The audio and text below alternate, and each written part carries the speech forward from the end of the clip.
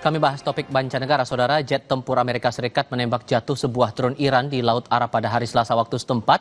Drone ditembak saat mendekati kapal induk Amerika USS Abraham Lincoln yang sedang melintasi Laut Arab sekitar 500 mil dari pantai selatan Iran ketika sebuah drone Iran Shahed 139 bermanuver ke arah kapal. Militer Amerika Serikat menyebut telah menembak jatuh drone Iran yang secara agresif mendekati kapal induk Abraham Lincoln di Laut Arab. Militer AS mengklaim pesawat tak berawak Iran Shahed 139 terbang menuju kapal induk Abraham Lincoln tanpa tujuan jelas sehingga ditembak jatuh oleh jet tempur F-35 milik Amerika.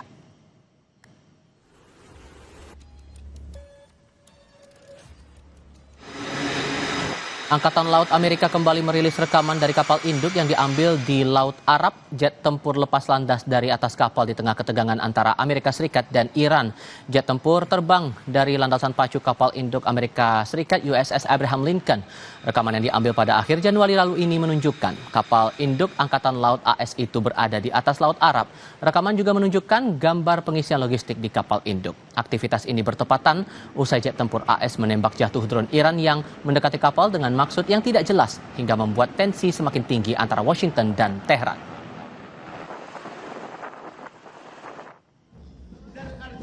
Sebelumnya, Kepala Angkatan Darat Amir Hatami memperingatkan Amerika Serikat dan Israel pada Sabtu untuk tidak melakukan serangan. Hatami mengatakan pasukan negaranya dalam keadaan siaga tinggi menyusul pengerahan militer besar-besaran Amerika di perairan kawasan Timur Tengah dekat Iran. Hatami juga menegaskan Iran memantau perkembangan di kawasan itu dengan cermat dan secara signifikan meningkatkan kemampuan rudal untuk menyerang dan bertahan.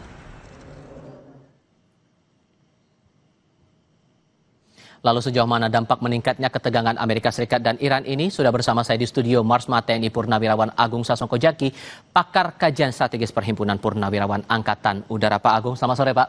Selamat sore Mas. Terima kasih sudah datang bersama kami. Kalau melihat kondisinya seperti ini, walaupun kemudian perundingan antara dua belah pihak ini masih di tahap awal, melihat tensinya makin tinggi seperti ini, apakah akan makin sulit mencapai perundingan untuk kedua belah pihak Pak? Jadi yang kita lihat ini sebetulnya bukan sekedar adanya konflik antara Iran dan Amerika yang memanas, namun bagian daripada pertunjukan yang memang digunakan oleh kedua belah pihak untuk mencapai keseimbangan dalam negosiasi. Jadi ini adalah suatu bukti sedang ada perimbangan kekuatan yang sedang perubahan di Timur Tengah. Jadi Amerika dan Iran sebetulnya konflik sudah lama, udah 40 tahun. Konflik ini terjadi dengan serangan berupa serangan tekanan ekonomi, sanksi ekonomi. Ada juga serangan militer. Tapi yang jelas diplomasi dan secara informasional serangan berupa propaganda atau berita-berita yang saling menihilkan satu sama lain itu berlangsung dengan ini. Tapi sesungguhnya inilah bagian daripada repositioning mereka. Memang drone yang ditembak ini kelihatan seolah-olah drone-nya jatuh. Tapi masalahnya adalah Iran tetap menunjukkan dia tidak takut.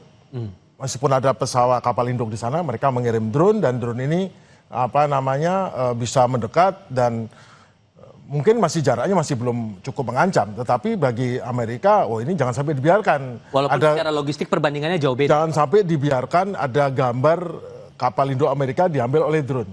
Karena drone Shahed ini sebetulnya kan ada drone yang digunakan untuk serangan bunuh diri atau kamikaze jarak jauh. Harganya hanya sekitar mungkin tidak sampai daripada $20.000. Padahal pesawat yang dikirimkan adalah pesawat F-35. Dengan menggunakan rudal AMRAAM yang harganya mungkin 10 kali lipat daripada drone itu. Nah, tapi bukan itu soalnya.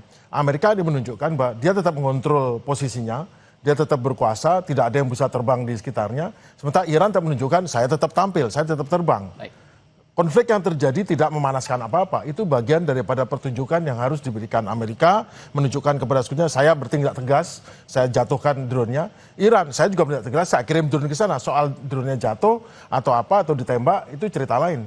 Karena memang Amerika sangat jauh kekuatannya lebih daripada Iran, tetapi Iran juga saya tidak takut. Dan itu masing-masing mempunyai pendukungnya masing-masing yang tentu akan mendapatkan semangat daripada apa yang terjadi. Kekhawatirannya ini konflik bakal makin rumit menurut beberapa orang begitu secara kasat mata. Sehingga menurut Anda apa yang bisa dilakukan dunia melihat fenomena yang semacam ini masih terjadi sampai sekarang? Ini adalah persoalan adalah berpindahnya keseimbangan global. Tadinya Amerika polisi dunia. Sejak jatuhnya Perang Dingin, sejak jatuhnya Uni Soviet, akhirnya Amerika menjadi unipolar, kekuatan tunggal di dunia, polisi dunia. Namun sejak tahun 2017, dideklar bahwa China menjadi yang kedua tampil dan Rusia kedua. Nah sekarang dunia dibagi atas dua sisi juga, meskipun Rusia dan China sama-sama di BRICS dan Amerika di G7, namun di sisi lain ini ada juga bahwa Amerika ingin memastikan bahwa jangan sampai kekuatan itu berkembang, karena kalau Iran dibiarkan berkembang akan jadi masalah di kemudian hari. Dia tidak bisa lepas dari masalah di Timur Tengah, karena Amerika ingin segera juga loncat perhatian di Laut Cina Selatan. Jadi sebetulnya Amerika sekarang sedang ingin menyelesaikan dengan cepat, membuat perjanjian cepat, bisa menekan Iran, menahan Iran. Namun masalahnya tetap ada. Domestiknya, secara domestik apakah orang-orang yang seperti di Israel yang garis keras, atau di Amerika garis keras, dan di Iran garis keras setuju dengan ini? Mereka menjadi perdamaian ataupun dibatasi konfliknya, gencatan senjata terbatas, apakah mereka mau? Nah itulah tantangan yang harus dicapai dalam perundingan kali ini. Nah, apakah posisi kita Indonesia bisa bertindak untuk menyikapi ini semua? Karena dikhawatirkan akan ngefek juga ke kita, Pak. Oh iya, kalau sampai terjadi konflik dan sampai Selat Hormuz ditutup, itu akan masalah besar pada ekonomi dunia, sangat tergantung pada aliran minyak. 25% daripada aliran minyak dunia dari Selat Hormuz. Jadi sebagai kita, sebagai negara, ya kita harus tetap tidak berpihak, namun tetap harus menunjukkan bagaimana posisi kita dan mengharapkan kepada kedua belah pihak untuk tetap menahan diri, jangan sampai terjadi konflik yang berlanjut, dan kalau bisa diselesaikan secara diplomasi, dan sengketa apapun itu dibatasi hanya pada masalah bagaimana negosiasi. Dan kita tahu juga Rusia terakhir ini dapat informasi beberapa jam yang lalu menawarkan kepada bahwa semua nuklir Iran, uranium Iran itu akan dikelola oleh Rosatomnya Rusia. Jadi memberi jalan keluar. Dan habis itu segera Steve Witkoff dari Amerika datang ke Israel dan bicara dengan orang Israel bahwa mungkin kamu jangan harus terima nih dengan si damai ini, kita beri Iran konsesi. Tetapi kita tahu juga Netanyahu bilang, oh Iran tidak bisa, itu Israel tidak bisa, Iran itu pembohong.